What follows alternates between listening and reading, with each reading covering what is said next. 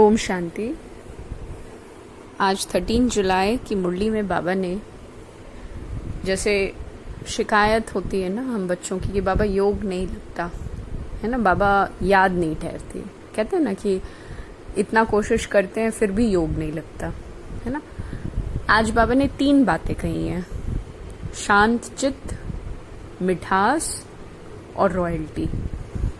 बाबा ने 3 विशेषताएं, 3 दिव्य गुणों की बात की। एक तो शांत चित्त, चित्त यानी सबकॉन्शियस, कि हमारे कॉन्शियसनेस में तो शांति है ही, लेकिन सब कॉन्शियसनेस में भी, चित्त में भी शांति आ जाए है ना। जो अपने आप अशांत ख्याल आते हैं उसको चित्त बोला जाएगा, सबकॉन्शियस बोला जाएगा।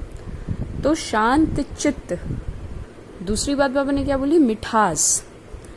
और तीसरा बोला रॉयल्टी, और कहा कि मैं बाप, टीचर और सतगुरु। बाबा ने कई बार मुरलियों में कहा कि इस ज्ञान के लिए क्या चाहिए, बुद्धि बिल्कुल सोने की चाहिए, बर्तन बिल्कुल सोने का चाहिए, तभी शेरनी का दूध इसमें ठहर पाएगा है ना, वे ऑफ सेइंग। तो अब हम चाहते हैं कि हम गंदगी के साथ परमपिता परमात्मा को याद कर लें, तो वो असंभव है। जैसे कोई भी व्यक्ति हमारे घर में आता है, कोई सपोज बहुत बड़ा व्यक्ति आ रहा है, हमारे प्रोफेसर के एचओडी आ रहे हैं, हमारे कॉलेज के एचओडी आ रहे हैं सपोज, या आपके ऑफिस का जो बॉस है वो आ रहा है, किसी भी मतलब एक समझ लीजिए वीआईपी कैटेगरी का कोई व्यक्ति हमारे घर आ रहा है, रिलेटिव्स आ रहे हैं, या कोई भी गेस्ट आ रहा है। कईयों की ऐसी वृत्ति होती है, तो घर को बिल्कुल साफ सुथरा रखते हैं ना, कि साफ सुथरा रहे, चमकता हुआ रहे है ना, हर चीज अपनी जगह रहे। कईयों को हमेशा आदत रहती है साफ सुथरा रखने की। तो बाबा के साथ भी ये कह लीजिए एमओयू साइन हो चुका है कि बाबा हमारे बुद्धि रूपी घर में या हमारे दिल में दिलाराम तब आ सकते हैं जब हमारा दिल यानी कॉन्शियसनेस, बुद्धि बिल्कुल साफ होगी, कोई गंदगी, कोई किचड़ा उसमें नहीं फंसा हुआ होगा। बाबा ने जो 80-84 सालों से ये मुरली चला रहे हैं, तो इसके पीछे कोई तो रीजन है ना। परमपिता परमात्मा को ब्रह्मा मुख कमल का आधार लेकर के ज्ञान देना पड़ता है। क्यों?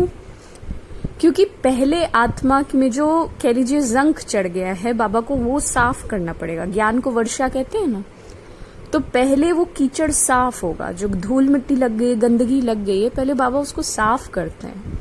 जब तक हम, बाबा कहते हैं ना, देह भान को भूल देही अभिमानी बन, फिर मामेकम याद करो, तो तुम्हारे विकर्म विनाश होंगे। ये सीक्वेंस है ना, पहला स्टेप है देह भान को भूलने का, शरीर को, शरीर से जुड़े पदार्थों को, वस्तुओं को, व्यक्तियों को, डेडलाइंस को, इन सभी चीजों को पहले भूलना पड़ेगा। भूलना पड़ेगा इन द सेंस जो एक संस्कार बन गया है, प्रेशर फील करने का, हड़बड़ी मचाने का, वर्क कॉन्शियस होने का, रिलेशनशिप कॉन्शियस होने का, है ना, अपने किसी वस्तु कॉन्शियसनेस होने का, ये बॉडी का नाम मान कॉन्शियस होने का, इनको पहले भूलना पड़ेगा इस समझ से कि मैं आत्मा हूं और किसी भी वक्त ड्रामा अनुसार इस शरीर को छोड़ने का आदेश आ सकता है, किसी भी क्षण।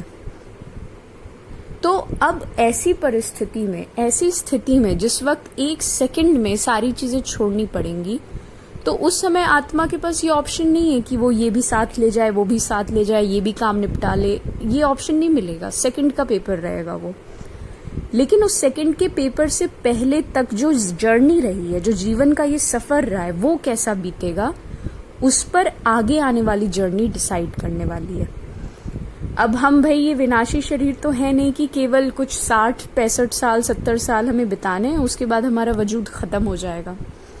ये सूक्ष्म ज्ञान बाबा पहले देते हैं कि पहले इस चीज को उतारो, पहले देही अभिमानी बनो, देह भान को भूलो, सब कुछ भूलो, और बस कर्म योगी की तरह, फरिश्ता कर्म योगी की तरह बस प्यार से सब काम करते जाओ, सब करते जाओ A to Z।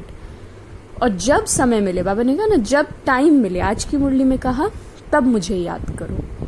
क्योंकि ब्रह्मा बाप के साथ हम ब्राह्मणों का पाठ क्या है, विश्व में शांति का। बाबा को अव्यक्त हुए कई साल हो गए है ना, 50+, और बाबा अव्यक्त वतन में शांति का सकाश पूरे विश्व में दे रहे हैं। बाबा ने शरीर धारण नहीं किया, बच्चों के साथ जाऊंगा, परम धाम भी नहीं गए, एक ही संकल्प में ब्रह्मा बाप स्थित है कि बच्चे जल्दी से जल्दी संपूर्ण बन जाएं। है ना, पूरे विश्व को शांति का सकाश देने का जो ब्यौरा है वो बाबा ने उठा रखा है। और हम ब्राह्मण बच्चे बाबा के साथ इस अव्यक्त पाठ में शांति के दूत बन करके हैं। बाबा ने कहा ना, तुम शांति दूसरों को तब दोगे ना जब तुम्हारे अंदर होगी। शांति अर्थात कम संकल्पों को शांति कहा जाता है। अत्यधिक संकल्प करेंगे, यहाँ की वस्तुओं में उलझे रहेंगे, व्यक्तियों के बारे में टू मच सोचेंगे, शरीर के बारे में बहुत ज्यादा सोचेंगे, तो नहीं शांत चित्त हो पाएंगे। और जब तक शांत होंगे नहीं, तब तक शांति के सागर के साथ कनेक्शन जोड़ना भी पॉसिबल नहीं है, क्योंकि अंदर कचरा रहेगा तो वो पावन दिव्य शक्ति कैसे याद आएगी? नहीं आ सकती।